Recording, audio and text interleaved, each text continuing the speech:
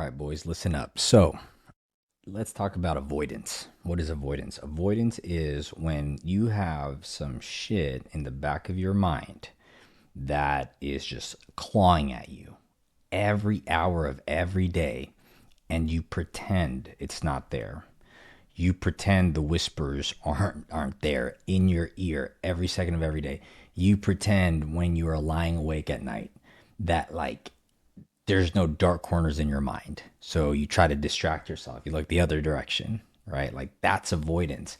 And what happens for a lot of men is the avoidance turns to trying to numb it, trying to silence it, trying to do something so the direction of focus goes to the other thing versus the thing they're trying so hard to fucking avoid.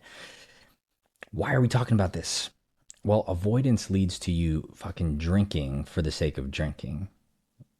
Like you want to be drunk so you don't have to think about the thing you're avoiding. Terrible. You smoke pot so that way you can get lit and then feel good and pretend to be happy because it's not that bad. You do other shit to distract yourself. Here's the thing though, okay? And this is going to be the hard part because it's just the brutality of the fucking situation.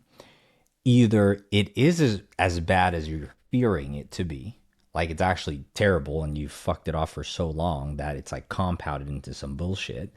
Or two, which is more likely, it's not actually not as bad as you think. And that's the thing about fear. Fear equals false evidence appearing real. So if it's false evidence appearing real, how did we get to the point where the thing we're afraid of, right? Peeking under the cover, hiding in the closet, turning on the lights in a dark space, whatever the case might be, how did it become so powerful that we started to fear this thought? Well, depending on where you're at in your life and business, it is very normal for personal issues, traumas, and experiences to cloud your judgment of today. So let's put it into perspective. When I was 10, my parents started the process of divorce, right? I think it was like separation, then it turned into divorce or whatever. 10 years old, Christmas Eve, happy Merry Christmas, you know?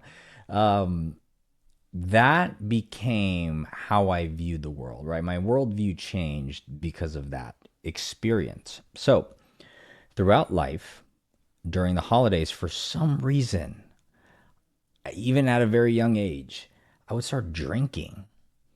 I would start doing drugs. I would start doing crazy shit that like pumped up my adrenaline. It always happened during the holidays. And I thought it was just what you do because it's like the holidays, you have nothing else to do. It's party time, blah, blah, blah. Over time, as I grew up and more mature, as far as my emotional state and my mental state, I started to realize at a subconscious level, I was avoiding the pain and the heartache and the heartbreak that 10-year-old boy experienced. And I avoided that motherfucker for a majority of my life. So the biggest thing is when we understand that our pains, our traumas, our things in our personal lives start to become the lens of our lives today, it's important that we separate ourselves from this thing, right? This entity, this experience is no longer us. If it is, then we have to heal it.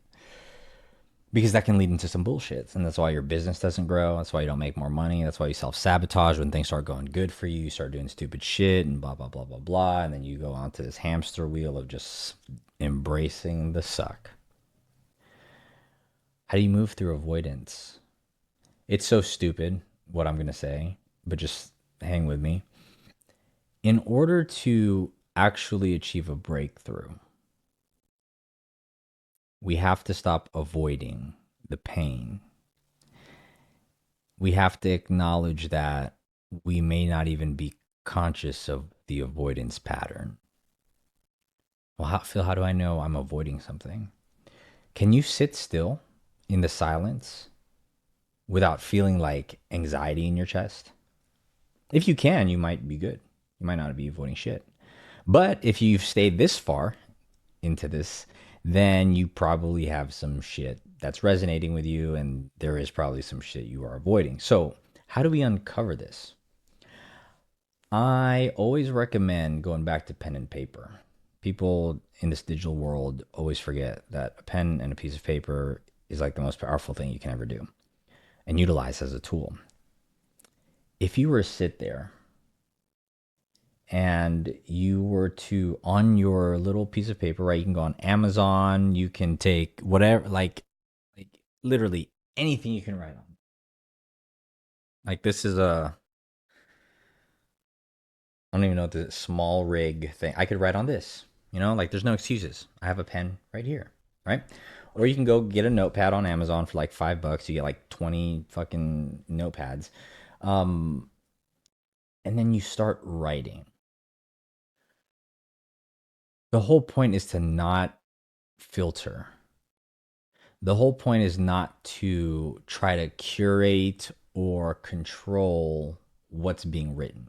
That's the most important part because that is your lens. That is the avoidance pattern. That is the thing that you're trying to neutralize, right? Like, think about it like this. I'm telling you to write on a piece of paper, okay? Your mind goes, what should we write about? Should we write about like what we ate today? What are we avoiding?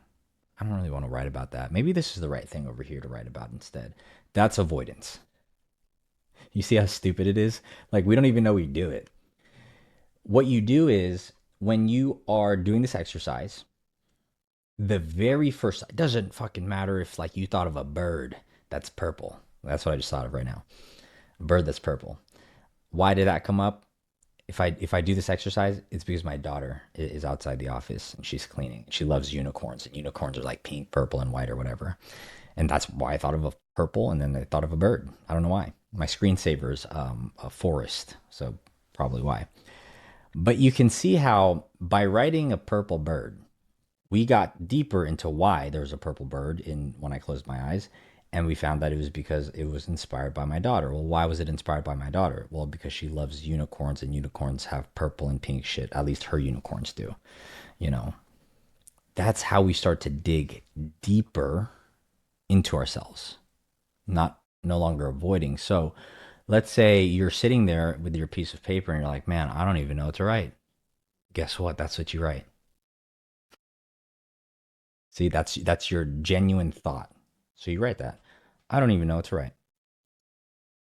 Then another thought's going to come up as soon as you let that out, something else comes up. Then your next thought pattern may be, so what the fuck are we doing? Right? So some people start to get frustrated emotionally at that, like they're doing something wrong, but no, no, no, you're doing the exercise correctly. Then you write, so what the fuck are we doing? Question mark. You ask yourself, right? So this is internal dialogue. And then you wait, and then you wait until the next thing comes up. And part of this exercise is to trust the exercise. And eventually you like go deeper and deeper into yourself, and then you start to have epiphanies.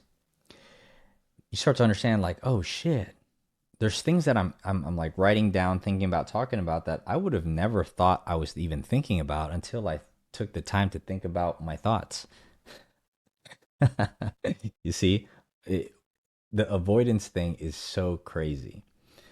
So my thing for you, as you go into your world, into your life, is do this exercise.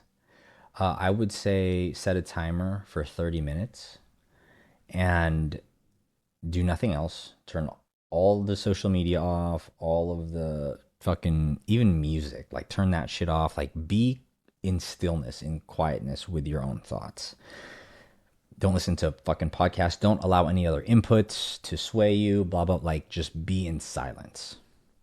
Like if I was going to do this exercise, I'd turn off all the fucking studio lights and just be in the darkness enough where I can write something and sit here, you know? That's what I would do. And if you're not even comfortable sitting with yourself, there's more to unpack than you even realize. If you haven't ever sat with yourself in silence, there's a lot more you got to unpack that you don't even realize. I'm telling you right now, if you can't fucking just be by yourself with yourself and enjoy your own company, there's a lot. of self-worth issues that you gotta unpack. I'm telling you. And people think they got business problems and people think they got money problems. You don't have business or money problems. You got you problems that are getting in the way of your money and getting in the way of your business. I'm telling you right now. Okay, so I hope that you do this exercise today, and I would love to hear how it went. Don't think that you have to go to a certain level or to a certain place or have this certain unlock. Like go as deep as you can and then fucking take a break. And then when you feel called again, the moment that you think about the notepad again, you're like, oh, fuck, something's calling me to it. Trust that. That's your intuition saying, I'm ready now. Let's do it. Because the avoidance will say, notepad. Kind of hungry though. Oh, we gotta fill up the tank of gas. Oh, my new Netflix episode's out. Fucking notepad. No, no, no, no, no. No notepad. What else can we do instead? What else? Avoidance. Okay. Like, subscribe, share this with somebody. I hope this helps. Do the exercise. Drop a comment with whatever you unpack. Would love to hear from you. See you on the next one.